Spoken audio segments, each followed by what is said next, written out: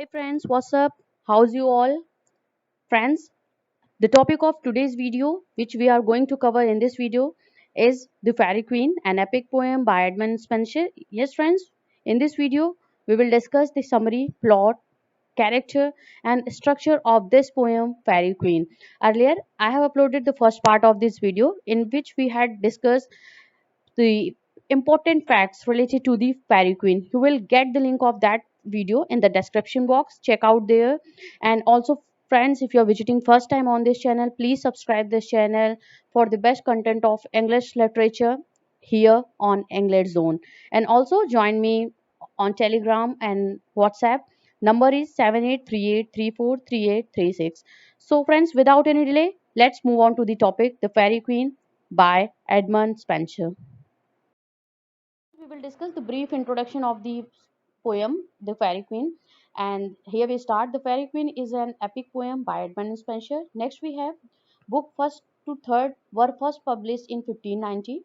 Yes, friends, this book in the first two three books of the Fairy Queen poem is first published in 1590 and later on it was republished the total number in six books and the when it was published republished in 1596 it has three more books, so total number of the book of Fairy Queen has six. It was about to be written in 12 books as other epic poem had been written, but Edmund Spenser couldn't complete his 12 books, and in English literature we have six number of the books of epic poem Fairy Queen. Next, we have The Fairy Queen is a notable for its form. It is one of the longest poem in the English language, as well as the work in which Spenser invented the verse form known as the Spenserian stanza. Yes, friend, this Spenserian stanza is named after Spenser, Edmund Spenser. Its total number, a Spenserian stanza has a nine lines. That's why, and it has named after Spenserian stanza. Next, we have on a literal level, the poem follows several knights as a means to examine different virtues. And though the text is primarily an allegorical work, this is called allegorical work because allegory is a kind of a figure of speech in which a story is presented through pictures, and pictures has a hidden meaning. उन जो story होती है वो pictures के through depict की जाती है, and also उन पिक्चर्स में उसकी एक हिडन हिडन मीनिंग होती है, and also character has a R symbol like a symbol in each of the character of the fairy queen. You will see they represent some kind of virtue. That's why it is called allegorical work. And so this poem, epic poem, is an allegorical work of Edmund Spenser. Edmund Spenser presented the first three books of the Fairy Queen to Elizabeth I in 1589, sponsored by Sir Walter Raleigh. Yes, friends, his friend Walter Raleigh sponsored him to publish this book. And before the publication of the Fairy Queen in 1590, before the 1 year of the publication, Edmund Spenser presented this book before the Elizabeth I, because you will see that it was a kind of praise. This book, this poem was written in the praise of the Elizabeth I and Tudor dynasty. Tudor dynasty और Elizabeth के praise में ये book लिखी गई है. That's why he presented this book before Queen Elizabeth I in 1589 before the publication of this book. And the first three books were presented by him before Elizabeth so that he can get some kind of reward, and that's why it was a praise of the dynasty, it was a praise of a queen, and it was a praise of a ruling behavior, ruling situation of a dynasty. This poem is unfinished. Spencer's original plan was for 12 books, but just 7 exist now, and the last being incomplete. Yes, yes, friends, it was originally planned to be written in 12 books, but that was not completed by Edmund Spenser, and he had 7 books written, but the seventh one was the incomplete. That's why the total number of the book, number 1 to 6, has a complete book of the Fairy Queen. So, friends, here we will discuss this brief summary of this poem, The Fairy Queen. The Fairy Queen was the first epic in English and one of the most influential poem in the language for later poets from Milton to Tennyson. Yes, friend, this book was regarded as the first epic poem in English literature written in English language, and it was a kind of a book that inspired many poets who had written English epic poems like Milton, Tennyson. This was a kind of inspirational book and motivational book to write or to compose a epic poem. Dedicated his work to Elizabeth I. Yes, friends, this was a work dedicated to Elizabeth I and Tudor dynasty by the Edmund Spenser. The poem recounts the quest of knights. Quest of knights means जो knights होते हैं उनकी खोज से related ये book है. वो किस तरीके से अपनी खोज पीछे होते हैं, and when they are questing something, when they are searching their things, they not leaving their original character. वो जो whatever the character they are, whatever the virtues they had, they are not leaving that things. The Fairy Queen, with its dramatic episodes of chivalry, pageantry, and courtly love, is also a supreme work of atmosphere, color, and sensuous description. That's why this poem is regarded epic poem. This was written in the form of epic because it has chivalry, it has courtly love, it has war, it has supernatural quality, it has so much natural atmosphere, and also it has sensuous description and colorful images. That's why this poem is regarded the epic poem. Now let's discuss what the six books contains. What are the six books all about? The first book is centered on the virtue of holiness as embodied in the Red Cross Knight. Red Cross Knight was the main character of the book first, and he had a virtue of holiness. वो holiness को represent करता है. जो ये यहाँ पे six characters जो represent कर वो सिक्स डिफरेंट वर्चूज को रिप्रेजेंट कर रहे हैं, and red cross night was representing virtue.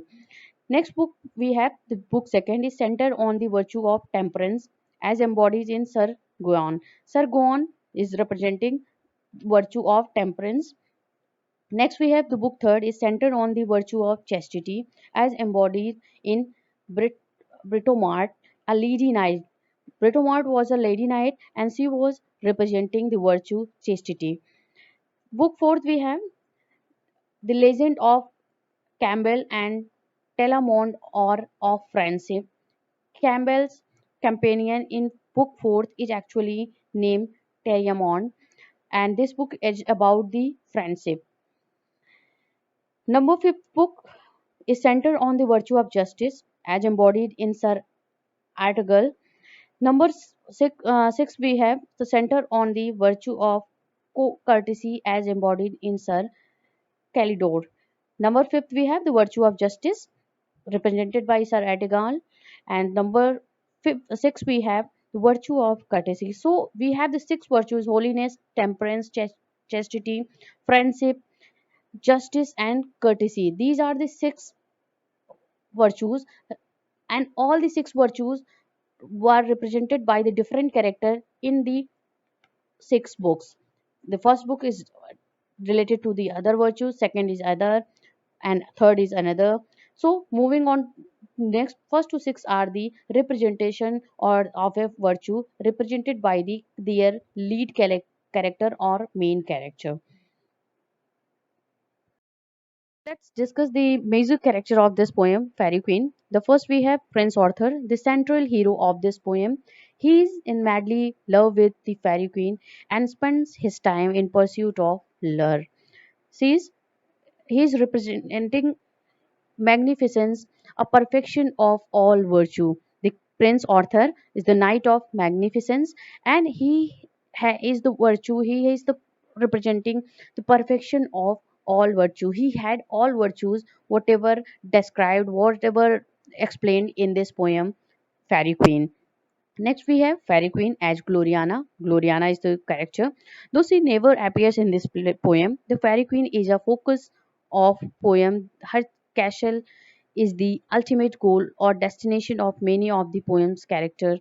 She represents Queen Elizabeth I. Yes, friends, Gloriana is the main character of the lady character, and after her name. She was the fairy queen. After her name, this poem was titled, and she was representing Queen Elizabeth in this poem. Next, we have Red Cross Knight, who was the lead hero of the first book and representation of holiness, wearing the second hand armor of the past knights. The Red Cross Knights' trials include encountering and defeating Dasa and despair to preserve his holiness. This book, the Red Cross Knight, he had fought many fights and he is representing the virtue holiness. Next, we have Sargon, the hero of the second book, representation of the temperance. Sargon learns both moderation and self control in the face of anger, sex, greed, and ambition. Yes, friends, temperance is related to the some kinds of restrainment, means you have to control yourself, that is called temperance. And Sargon learns both moderation and self control when he was facing some kinds of anger, sex, greed, and ambition during this poem, Fairy Queen. Next, we have Britomart, the hero of the third, the representation of chastity. Britomart's virtue of chastity is bound up with the power of love, and she remains chaste throughout her adventure. Britomart is the formidable knight, significant because of her strong female role. Yes, friends, Britomart, she was the knight, and she was the lead heroine of this third book, and she was representing chastity, and her chastity was focused, was examined every time in the poem, and she was the significant because she was the strong female role in this poem. Article Britmont's beloved, as well as the representation of justice in Book 4, along with his companion Tullus. Article ventures to rescue Irena from Grand Torto. She was the representation of the justice, and then next we have the important character Calidor as the hero of the book 4, 5th, 6th. Calidor comes to represent the virtue of courtesy. So these are the characters and the characters of virtues. They are representing virtues in this book, and we have only discussed some important characters. There are also many characters in this poem, Fairy Queen, but we have only discussed here the main and lead character of this poem.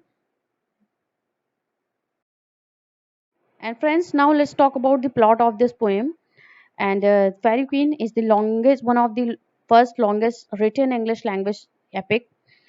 Spencer based his epic The Fairy Queen mostly on the legends of Arthur, the King Arthur, and his knights of the Round Table. This poem is all about the King Arthur and his knights, but Spencer no doubt produced one of the most notable works of Arthurian lore. Spencer's ideas with the Fairy Queen was to have each knights of Arthur round table stand in some kind of desirable virtue. They all are supposed to represent something more lofty and important than just themselves. Yes, friends, that's why this epic poem was all about the uh, Prince Arthur and also his knights.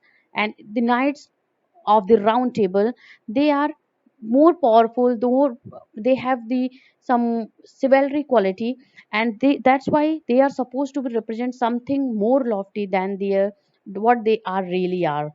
And the form of the poem, we have another important aspect of this Fairy Queen is its form. It was the work written in Spencerian stanza named after Edmund Spencer. Each Spencerian stanza contains lines, two quatrains of iambic pentameter with different rhyming schemes, and also a single in iambic hexameter. This was the so total number of in Spencerian stanza we have the 9 lines, and the last one is hexameter, and the two we have the first two have the iambic pentameter. So friends, this was all we had in today's video. We had discussed some important facts related to the Fairy Queen in the first video, and in this video we covered the part of the characters, plot, brief summary, and also brief introduction of this poem, Fairy Queen. And stay tuned. We will You will get some other important videos related to English literature here on this channel, English Zone. Thank you very much for watching this.